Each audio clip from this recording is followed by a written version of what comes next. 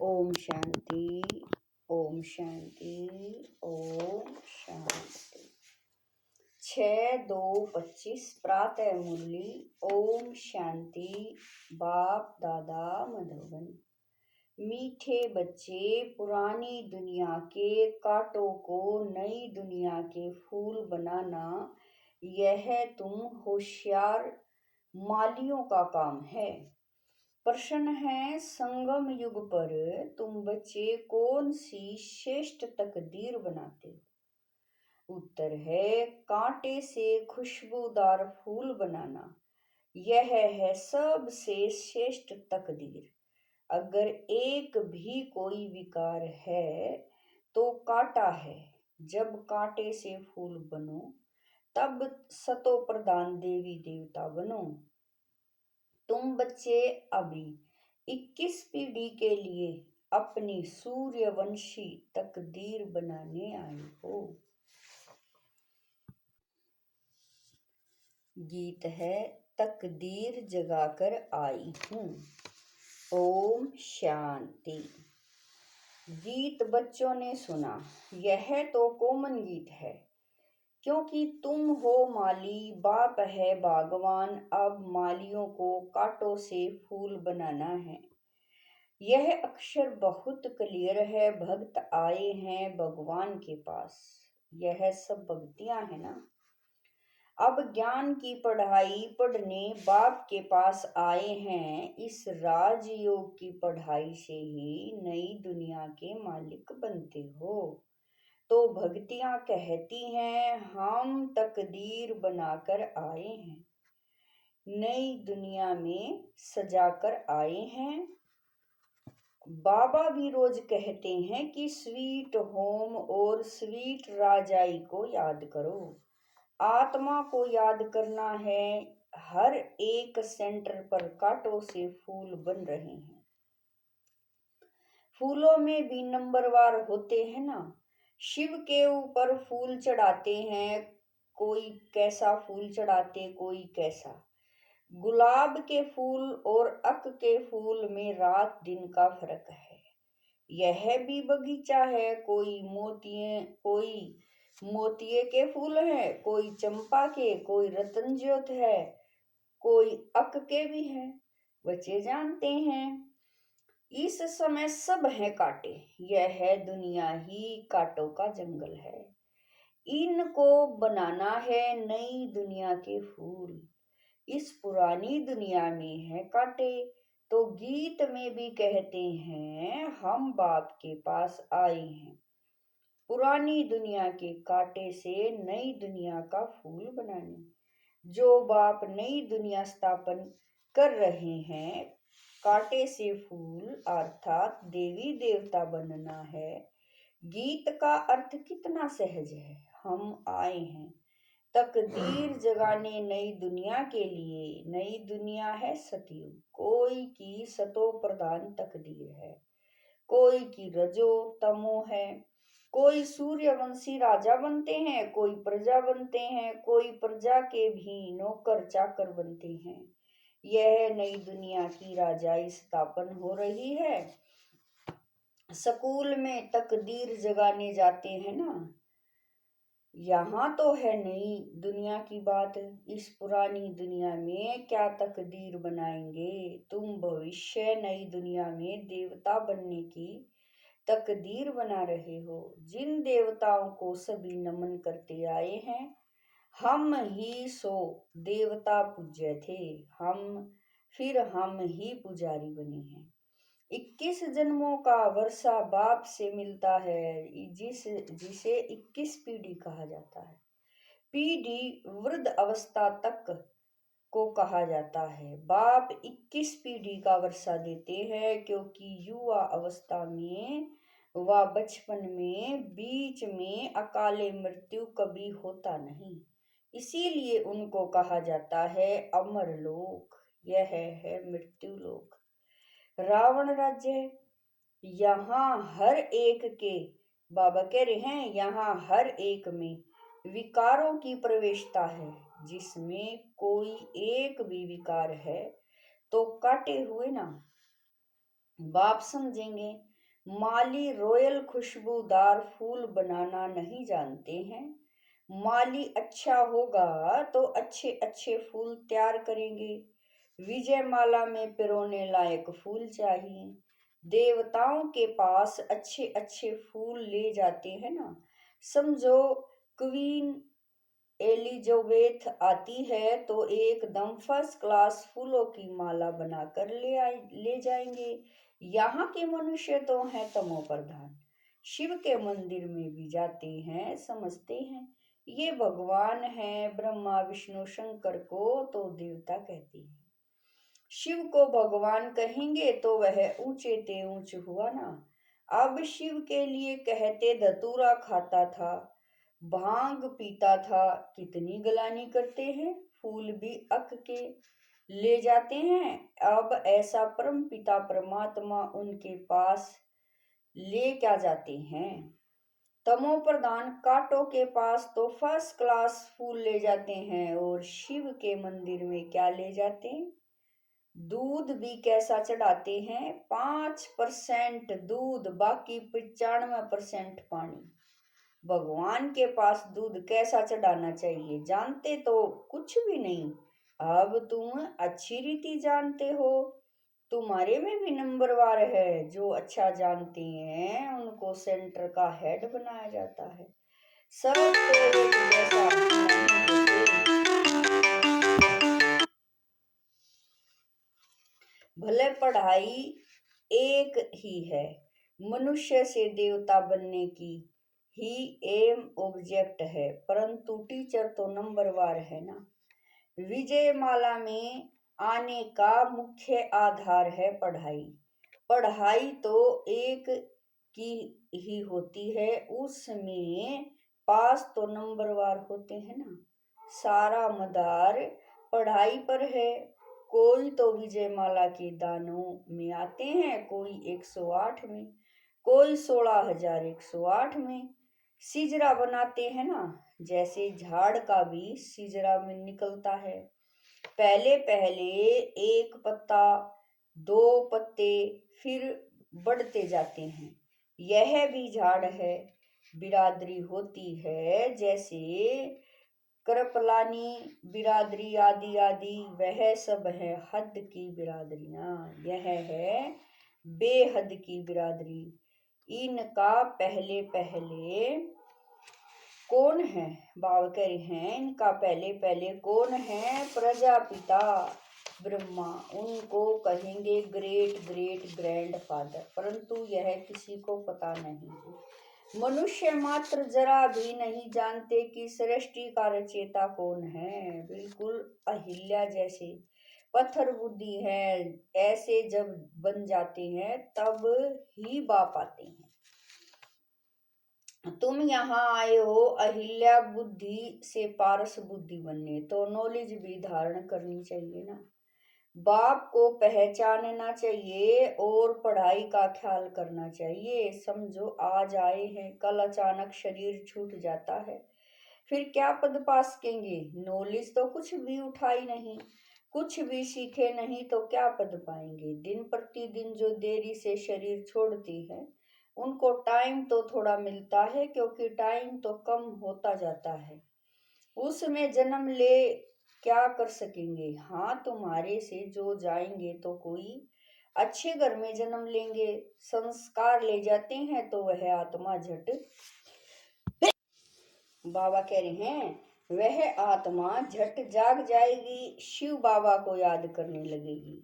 संस्कार ही नहीं पड़े हुए होंगे तो कुछ भी नहीं होगा। इसको बहुत महीनता से समझना होता है। माली अच्छे अच्छे फूलों को ले आते हैं तो उनकी महिमा भी गाई जाती है। फूल बनाना तो माली का काम है ना। ऐसे बहुत बच्चे हैं जिनको बाप को याद करना आता ही नहीं। तकदीर के ऊपर है ना, तकदीर में नहीं है तो कुछ भी समझते नहीं। तकदीरवान बच्चे तो बाप को यथार्थ रीति पहचान कर उन्हें पूरी रीति याद करेंगे। बाप के साथ साथ नई दुनिया को भी याद करते रहेंगे। गीत में भी कहते हैं ना, हम नई दुनिया के लिए, नई तकदीर बनाने के लिए आए हैं। 21 जन्म लिए बाप से राज्य भाग्य लेना है। इस नशे और रूहानी, बाबा कह रहे हैं, इस नशे और खुशी में रहें तो ऐसे ऐसे गीत का अर्थ इशारे से समझ जाएं। स्कूल में भी कोई की तकदीर में नहीं होता है तो फेल हो पड़ते हैं। यह तो बहुत बड़ा इम्तिहान है। भगवान खुद बैठ पढ़ाते हैं। यह नॉलेज सभी धर्म वालों के लिए है। बाप कहते हैं अपने को आत्मा समझ मुझ बाप को याद करो। तुम जानते हो किसी भी देहधारी मनुष्य को भगवान कह नहीं सकते। विष्णु शंकर को भी भगवान नहीं कहेंगे। वह भी सूक्ष्म वतनवासी देवताएं हैं। यहाँ है मनुष्य, यहाँ देवताएं नहीं है। यह है मनुष्य लोक। यह लक्ष्मी नारायण आदि दैवी गुण वाले मनुष्य हैं, जिसको डिटिज्म कहा जाता है। सतयुग में सभी देवी देवता हैं। सूक्ष्म वतन में है ही ब्रह्मा विष्णु शंकर। गाते भी हैं ब्रह्मा देवताय नमः, विष्णु देवताय नमः। फिर कहेंगे शिव परमात्माय नमः। शिव को देवता नहीं कहेंगे और मनुष्य को फिर भगवान नहीं कह सकते। 3 फ्लोर है ना, हम हैं 3rd फ्लोर पर। सतयुग के जो देवी गुण वाले मनुष्य हैं वही फिर आसुरी गुण वाले बन जाते हैं। माया का ग्रहण लगने से काले हो जाते हैं। जैसे चंद्रमा को भी ग्रहण लगता है ना, वह है हद की बातें, यह है बेहद की बात। बेहद का दिन और बेहद की रात है। गाते भी हैं ब्रह्मा का दिन और रात। तुमको अभी एक बाप से ही पढ़ना है, बाकी सब कुछ भूल जाना है। बाप द्वारा पढ़ने से तुम नई दुनिया के मालिक बनते हो।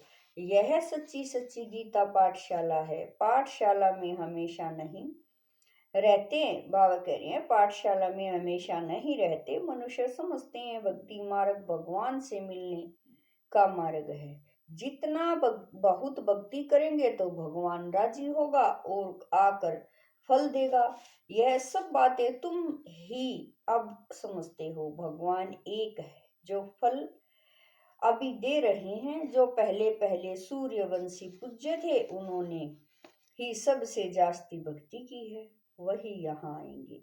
तुमने ही पहले पहले शिव बाबा की अब बिचारी भक्ति की है तो जरूर तुम ही पहले पहले भक्त ठहरे।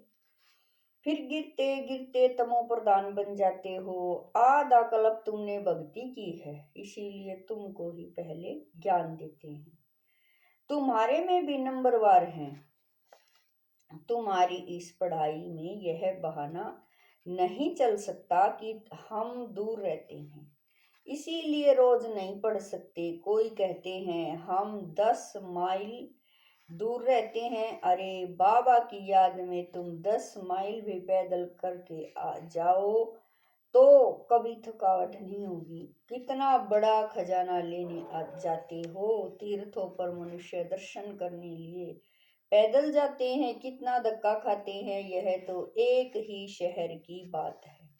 बाप कहते हैं मैं इतना दूर से आया हूँ, तुम कहते हो घर 5 मील दूर है। वाह, खजाना लेने के लिए तो दौड़ते आना चाहिए। अमर नाथ पर सिर्फ दर्शन करने के लिए कहाँ कहाँ से जाते हैं। यहाँ तो अमर नाथ बाबा स्वयं पढ़ाने आए हैं। तुमको विश्व का मालिक बनाने आया हूँ। तुम बहाना करते रहते हो। सवेरे अमृत वेले तो कोई भी आ सकते हैं। उस समय कोई डर नहीं है, कोई तुमको लूटेंगे भी नहीं। अगर कोई चीज जेवर आदि होंगे तो छीनेंगे। चोरों को चाहिए ही धन पदार्थ, परंतु किसकी तकदीर में नहीं है तो फिर बहाने बहुत बनाते हैं। पढ़ते नहीं तो अपना पद गवाते हैं। बाप आते भी भारत में हैं, भारत को ही स्वर्ग बनाते हैं। सेकंड में जीवन मुक्ति का रास्ता बताते हैं, परंतु कोई पुरुषार्थ भी करे ना, कदम ही नहीं उठाएंगे तो पहुंच कैसे सकेंगे। तुम बच्चे समझते हो कि यह है आत्माओं और परमात्मा का मेला। बाप के पास आए हैं स्वर्ग का वर्षा लेने, नई दुनिया की स्थापना हो रही है। स्थापना पूरी हुई और विनाश शुरू हो जाएगा। यही वही महाभारत की लड़ाई है ना। अच्छा, मीठे मीठे शकील दे बच्चों प्रति माता पिता बाप दादा का याद प्यार और गुड मॉर्निंग। रूहानी बाप की रूहानी बच्चों को नमस्ते। हम रूहानी बच्चों की रूहानी माता पिता बाप दादा को दिलवा जान शिकवा प्रेम से याद प्यार गुड मॉर्निंग नमस्ते। ओम शांति। मेरे बाबा मीठे बाबा प्यारे बाबा, लाख लाख शुक्रिया मेरे बाबा। धारणा के लिए मुख्य सार है नंबर 1, बाप जो ज्ञान का खजाना दे रहे हैं उसको लेने के लिए दौड़ दौड़ कर आना है। इसमें किसी भी प्रकार का बहाना नहीं देना। बाप की याद में 10 माइल भी पैदल चलने से थकावट नहीं होगी। नंबर 2, विजयमाला में आने का आधार पढ़ाई है। पढ़ाई पर पूरा ध्यान देना है। कांटों को फूल बनाने की सेवा करनी है। स्वीट होम और स्वीट राजाई को याद करना है। वरदान है संगम युग के महत्व को जान, एक का अनगिनत बार रिटर्न प्राप्त करने वाले सर्व प्राप्ति संपन्न भव। वरदान है संगम युग के महत्व को जान, एक का अनगिनत बार रिटर्न प्राप्त करने वाले सर्व प्राप्ति संपन्न भव। संगम युग पर बाप दादा का वायदा है 1-2 लाख लोग, जैसे सर्वश्रेष्ठ समय, सर्वश्रेष्ठ जन्म, सर्वश्रेष्ठ टाइटल इस समय के हैं, वैसे सर्व प्राप्तियों का अनुभव अभी ही होता है। अभी एक का सिर्फ लाख गुना नहीं मिलता, लेकिन जब चाहो, जैसे चाहो, जो चाहो, बाप सर्वेंट रूप में बांधे हुए हैं। एक का अनगिनत बार रिटर्न मिल जाता है, क्योंकि वर्तमान समय वरदाता ही आपका है। जब बीज आपके हाथ में है तो बीज द्वारा जो चाहो वह सेकंड में लेकर सर्व प्राप्तियों से संपन्न बन सकते हो। स्लोगन है कैसी भी परिस्थिति हो, परिस्थिति चली जाए लेकिन खुशी नहीं जाए। स्लोगन है कैसी भी परिस्थिति हो, परिस्थिति चली जाए लेकिन खुशी नहीं जाए। अव्यक्त इशारे एकांत प्रिय बनो, एकता और एकाग्रता को अपनाओ। एकता और एकाग्रता यह दोनों श्रेष्ठ भुजाएं हैं।